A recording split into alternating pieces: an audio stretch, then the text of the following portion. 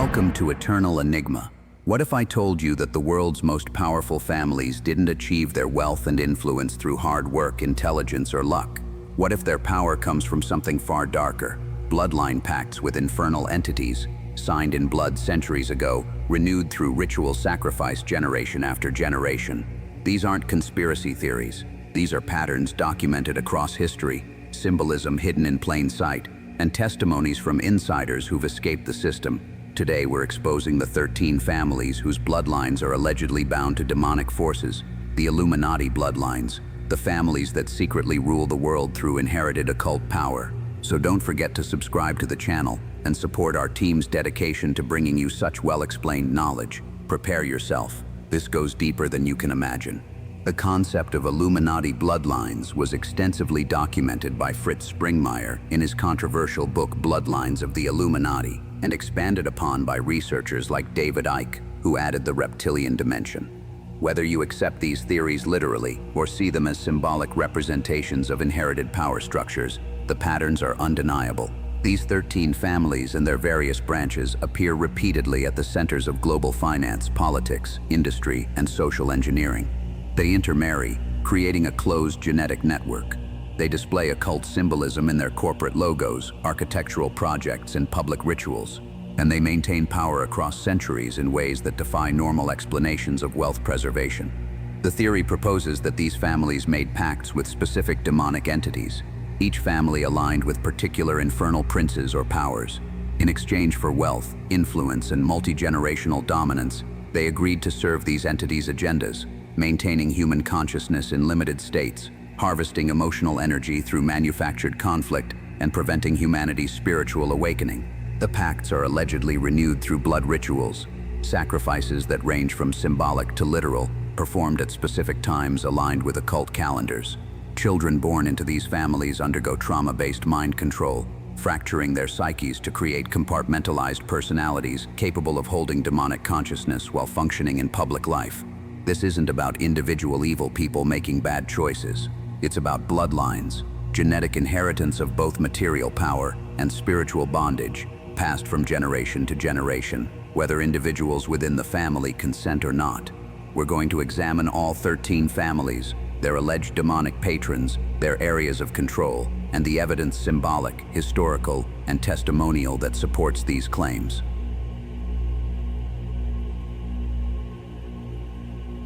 The Bankers of Mammon. If any family embodies the concept of demonic wealth pacts, it's the Rothschilds. Founded by Mayor Amschel Rothschild in 18th century Frankfurt, the family rose from the Jewish ghetto to become the world's most powerful banking dynasty within 2 generations, a trajectory so rapid it defies conventional explanation. The Rothschild fortune was built on war financing, funding both sides of conflicts to ensure profit regardless of outcome. Nathan Rothschild famously manipulated the British stock market after Waterloo, using advanced knowledge of Napoleon's defeat to acquire massive holdings at collapsed prices. This established the pattern.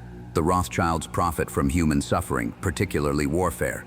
Occult researchers link the Rothschilds to Mammon, the demon prince of greed, material wealth, and avarice. Their banking empire doesn't just accumulate money, it controls the flow of money itself through central banking systems they helped establish across Europe and America.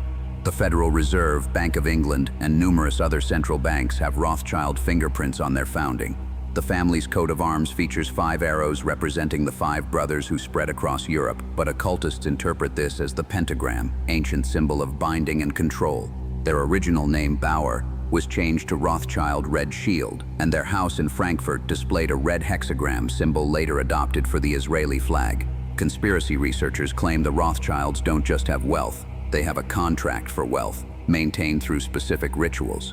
Fritz Springmeier documents accounts of satanic ritual abuse survivors who describe ceremonies at Rothschild estates involving child sacrifice and demonic invocation. The family's obsession with bloodline purity, extensive intermarriage between cousins to keep wealth consolidated, suggests more than financial strategy. In occult terms, this maintains genetic markers necessary for hosting demonic consciousness, keeping the bloodline pure for entity attachment. Their sphere of influence extends beyond banking. They financed wars, controlled governments, manipulated markets, and allegedly orchestrated historical events, including the creation of Israel Balfour Declaration addressed to Lord Rothschild. This level of influence over centuries requires more than money. It requires supernatural backing. The Rothschild family represents the ultimate mammon pact, unlimited wealth in exchange for serving material enslavement of humanity, maintaining the illusion that money equals power, keeping consciousness trapped in material concerns rather than spiritual awakening.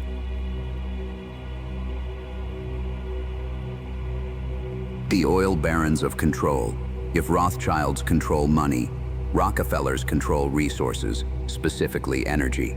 John D. Rockefeller founded Standard Oil in 1870, creating the first great American monopoly and establishing patterns of corporate dominance that persist today through their descendants' holdings. But the Rockefeller agenda extends far beyond oil. Through foundations, they've shaped education, General Education Board, medicine, funding medical schools that adopt allopathic model, agriculture, green revolution, and population control, funding for contraception, abortion, eugenics research. This isn't diverse business interests, it's systematic control over human life systems. Occult researchers associate Rockefellers with multiple demonic forces, but primarily with entities governing control and systems. Their approach isn't flashy wealth accumulation like Rothschild's, it's methodical infrastructure control, owning the systems humanity depends on for survival. David Rockefeller's infamous quote summarizes their philosophy. Some believe we are part of a secret cabal working against the best interests of the United States, conspiring with others to build a more integrated global political and economic structure, one world, if you will. If that's the charge, I stand guilty, and I am proud of it. This isn't conspiracy theory. He admitted it. One world government, one world economic system, classic New World Order agenda. But what's the spiritual dimension? The Rockefeller Foundation's funding of eugenics programs, forced sterilization, population reduction initiatives, genetic manipulation research suggests alignment with entities that view humans as livestock to be managed. Their medical monopoly, through control of pharmaceutical education and AMA, shifted healthcare from healing to symptom management and drug dependency. Their architectural legacy includes Rockefeller Center in New York, featuring numerous occult symbols, Prometheus statue, Lucifer bringing fire, knowledge, Atlas holding the world bearing burden of controlling humanity, and extensive Art Deco symbolism encoding Hermetic principles. The family's obsession with population control, funding Planned Parenthood, contraceptive research, promoting abortion globally, suggests service to death cult aspects of their demonic patrons. Reducing human population isn't humanitarian concern. It's fulfilling contractual obligations to entities that feed on preventing life. Survivors of elite ritual abuse circles have named Rockefeller properties as ceremony locations, describing rituals involving children and demonic invocation performed by family members and associates. These aren't baseless accusations. They're consistent testimonies across unconnected witnesses. The Rockefeller legacy: control of energy, physical and human, control of medicine, preventing actual healing, control of food, industrial agriculture, control of education, creating compliant workers, not critical thinkers, and control of reproduction, deciding who breeds and who doesn't. This is systematic dominance backed by something beyond human intelligence.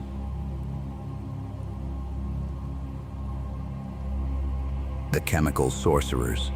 The Dupont family built their empire on gunpowder, explosives, and chemical manufacturing, literally profiting from destruction. Founded in 1802 by Luther Irénée Dupont, the company supplied explosives for American wars and industrial projects, eventually diversifying into chemicals, plastics, and synthetic materials. But Dupont's real power lies in their chemical knowledge, modern alchemy. They created nylon, Teflon, Freon, and countless polymers that reshaped material reality. They also produced Agent Orange, Vietnam defoliant, leaded gasoline additives, and CFCs that destroyed the ozone layer. Their products cause cancer, environmental destruction, and hormonal disruption in humans. Occult researchers note that alchemy, transmutation of base materials, was always spiritual as much as physical. True alchemists sought to transform consciousness, with material transmutation being secondary. Dupont represents alchemical knowledge divorced from spiritual ethics, transformation for profit regardless of consequence. The family is associated with Belial, the demon without master, representing lawlessness and corruption. Dupont's history includes environmental crimes, worker exploitation, and covering up product dangers like Teflon's PFOA contamination for decades while knowing the harm. Their Delaware headquarters sits on a sprawling estate called Nemours, named after the family's ancestral French home.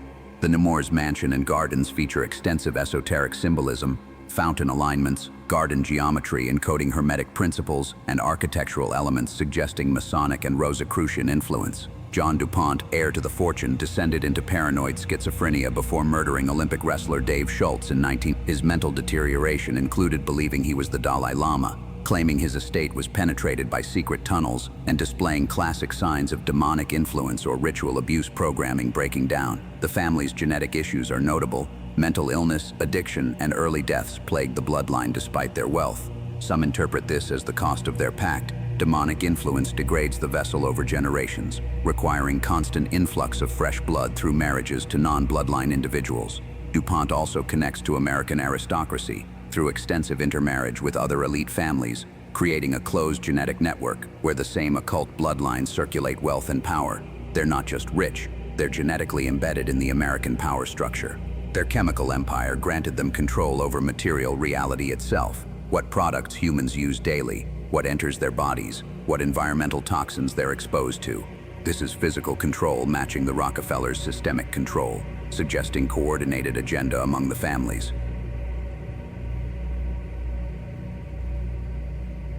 Skull and Bones, necromancers. The Russell family's power is less about wealth and more about initiation. William Huntington Russell co-founded Skull and Bones, Yale's secret society, in 1832. This organization has initiated 3 presidents, numerous Supreme Court justices, CIA directors, and captains of industry. Skull and Bones isn't just networking, it's an initiation order with rituals reportedly derived from Germanic death cults. The society's headquarters, the Tomb, contains stolen skulls, including allegedly Geronimo's skull taken by Prescott Bush, George W. Bush's grandfather. The initiation ritual requires inductees to lie in a coffin, confess their sexual history, and participate in ceremonies mocking Christian resurrection. They emerge reborn into the order, classic death and rebirth initiation found in occult societies worldwide. The Russell family's connection to necromancy, communication with the dead, isn't just symbolic. Skull and Bones rituals allegedly involve actual spirit contact, with initiates opening themselves to entity attachment during vulnerability of the coffin ritual. But Russell family power extends beyond Skull and Bones. Russell and Company was one of the largest American opium traders in China during the 1800s, flooding Asia with addiction while accumulating massive wealth. This connects them to Belphegor, demon of sloth and apathy, whose power operates through substances that dull consciousness and create dependency. The family's influence on American drug policy, intelligence operations, many CIA directors are bonesmen, and social engineering suggests their pact grants them authority over altered states, both chemical and spiritual. They control access to substances and to spiritual experiences through their society's initiations. Members of Skull and Bones display remarkable loyalty to each other over national interests, family, or ethics, suggesting binding that goes beyond friendship. Occult oaths, particularly those taken during altered states or trauma, create spiritual bonds that supersede normal human relationships.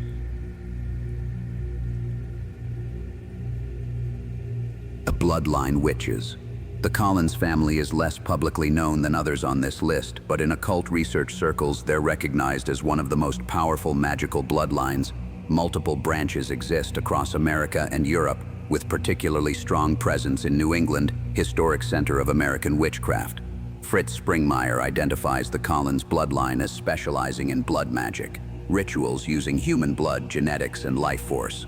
Unlike families focused on wealth or political power, the Collins maintain magical power itself, the ability to manipulate reality through ritual.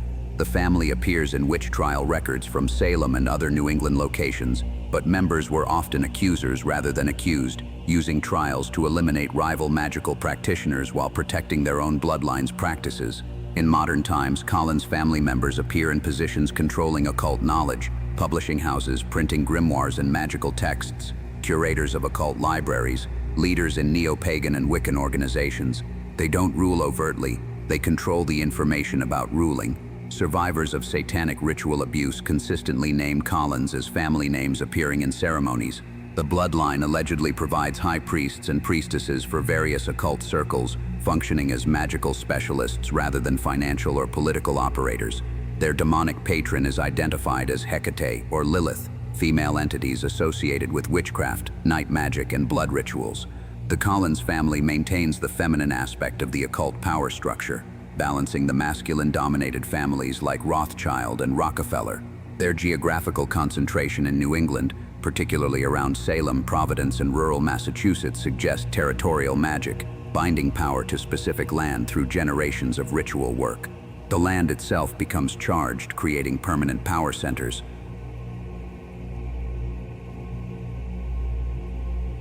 The drug lords of high society. The Astor family fortune originated with John Jacob Astor, who built America's first multi-million-dollar fortune through fur trading and significantly opium smuggling. Astor's ships carried opium from Turkey to China, profiting from Chinese addiction while maintaining a veneer of respectable business in America.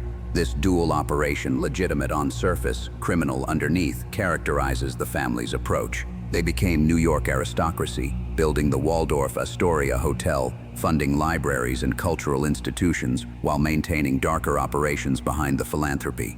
The Astor family connects to Belphegor, demon of sloth and apathy induced through substances. Their opium trade wasn't just business, it was spiritual warfare, using addiction to trap consciousness in dependency and torpor, preventing spiritual growth. But the Astor agenda extended beyond drugs. They invested heavily in real estate, owning vast Manhattan properties that shaped New York's development. This land control parallels Chinese feng shui manipulation, controlling energy flow through strategic property ownership and architectural placement. The family's intermarriage with European aristocracy connected American new money with Old World occult bloodlines. Caroline Astor, the Mrs. Astor of Gilded Age society, created the 400, the exclusive list of acceptable New York society members.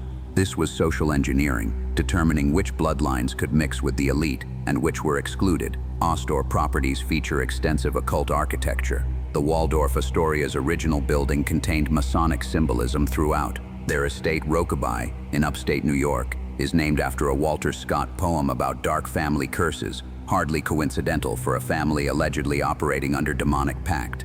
John Jacob Astor IV died on the Titanic, but conspiracy researchers note he opposed the Federal Reserve's creation, scheduled for 1913. His death, along with other Fed opponents Benjamin Guggenheim and Isidor Straus, removed obstacles to Rothschild-backed central banking in America.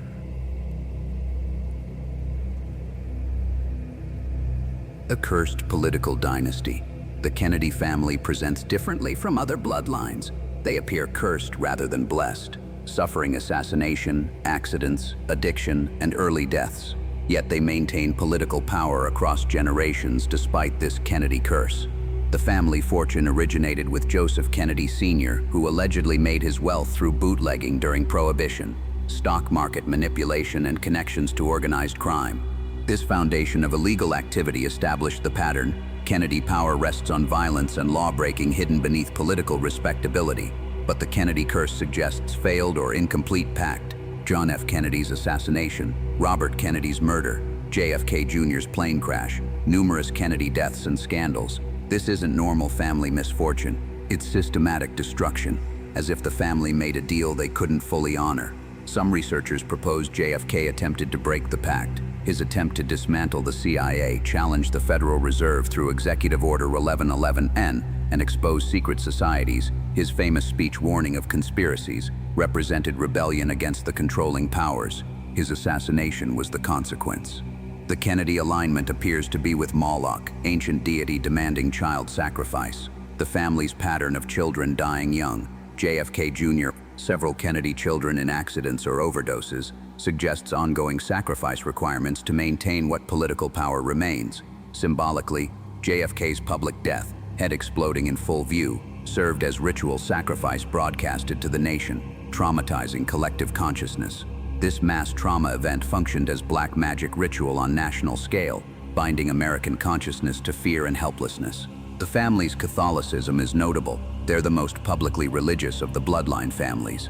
This provides cover, suggesting piety while practicing darker spirituality privately. Many elite bloodlines maintain public religious identities while engaging in inverse practices secretly.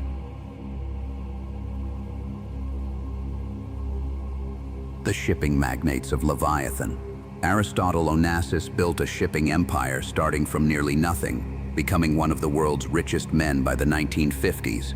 His rise parallels the Rothschilds in impossibility, too rapid, too complete, suggesting supernatural backing. Onassis's fortune came from oil tankers, floating containers of humanity's energy source, crossing oceans to deliver fuel that powers modern civilization. This connects him symbolically to Leviathan, the great sea serpent, demon of the waters, associated with envy and maritime power. His personal life reads like Greek tragedy. He married Jackie Kennedy, linking his bloodline to another occult family, had multiple affairs, and his children suffered dramatic fates. Alexander Onassis died mysteriously in a plane crash at 24, and Christina Onassis died at 37 from pulmonary edema, officially from barbiturate use but suspiciously convenient timing. The Onassis family's control of shipping gave them power over global trade flows, determining what moves where, when, and at what cost. This isn't just business advantage, it's strategic choke point control, ability to strangle nations by blocking supply routes. Onassis's connections to international intelligence agencies, weapon dealers, and covert operations suggest his shipping empire served purposes beyond profit, moving contraband, facilitating black operations, and enabling untraceable transactions across borders. His purchase of Scorpio's Island created a private kingdom, geographic sovereignty, allowing activities beyond governmental oversight. Elite families often acquire islands, creating spaces where normal laws don't apply, perfect for rituals requiring secrecy.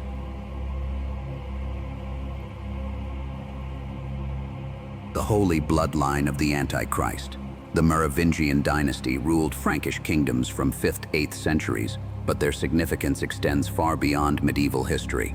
According to Holy Blood, Holy Grail, and related research, this bloodline allegedly descends from Jesus Christ and Mary Magdalene, carrying divine blood. But esoteric researchers offer darker interpretation. The Merovingians represent Luciferian bloodline, not Christian. Their claimed descent from Christ might be cover story for actual descent from Nephilim, hybrid offspring of fallen angels and human women described in Genesis 6. The Merovingian kings were called long-haired kings. Their power allegedly resided in their hair, like Samson. They practiced sacred kingship, believed to possess supernatural abilities including healing touch and prophetic vision. This suggests genuine genetic differences, not just noble pretensions. After their political power ended, the bloodline didn't disappear, it went underground, preserved through European aristocracy. The Priory of Sion allegedly protected this bloodline across centuries, preparing for the moment when a Merovingian descendant would emerge as rightful ruler. Conspiracy theorists identify this future ruler as the Antichrist, not a demon but a human carrying specific genetics necessary for hosting ultimate demonic consciousness. The 13 families allegedly serve to prepare the world for this individual's emergence, creating the infrastructure of global government he'll assume control over. This explains the family's apparent coordination. They're not competing, they're fulfilling different roles in a centuries-long plan to install a single world ruler of specific bloodline, backed by infernal powers.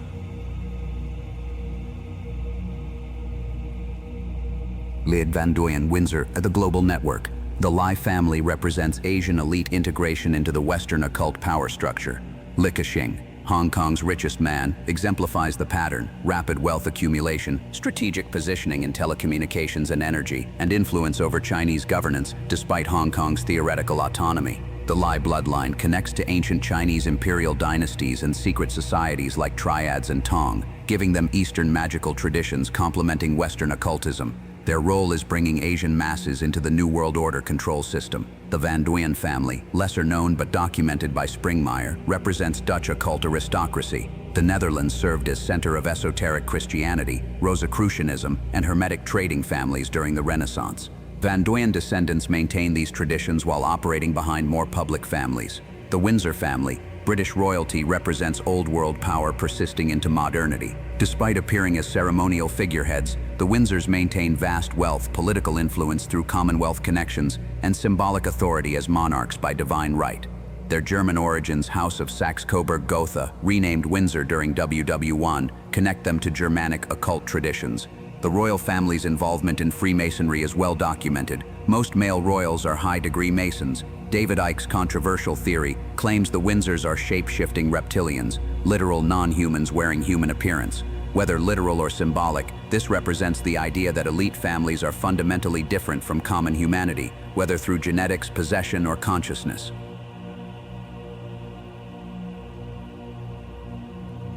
The Antichrist lineage. The most disturbing aspect of the 13 bloodlines theory, the 13th family is unnamed, hidden, reserved for producing the Antichrist himself. According to researchers, this bloodline combines genetics from all other 12 families, genetic convergence creating the perfect vessel for ultimate demonic consciousness. Not a random individual, but deliberately bred across generations, carrying specific genetic markers necessary for hosting entities that normal humans cannot contain. This family's anonymity is strategic. They can't be targeted, investigated, or exposed if their identity remains hidden. The child destined to become Antichrist must develop naturally, without public knowledge creating resistance or interference. Revelation's description of Antichrist, initially appearing benevolent, solving world problems, uniting religions and nations, suggest charismatic leadership backed by supernatural power. This requires human with specific genetics, psychological conditioning, and entity attachment operating in perfect synchronization. The 13th bloodline allegedly undergoes the most intense trauma-based mind control, fragmenting psyche into compartments that can hold multiple consciousness streams simultaneously. This creates human capable of appearing normal while channeling infernal intelligence. Some researchers believe the Antichrist has already been born, undergoing preparation in secrecy, waiting for global conditions to ripen for his emergence. Others claim multiple candidates exist. Insurance policy, ensuring if one dies or fails, replacements are ready. The purpose of the other 12 families, creating the world. The 13th bloodline's representative will rule. Financial systems, Rothschild, control infrastructure, Rockefeller, population management, multiple families, political structures, Kennedy, Windsor, and occult power maintenance, Collins, Russell, all preparing for single individual to assume total control. This is the ultimate conspiracy. 13 families working across centuries to install a demon-possessed human as world dictator, backed by infernal powers and accepted by a humanity so conditioned to servitude, they'll welcome their enslavement as salvation.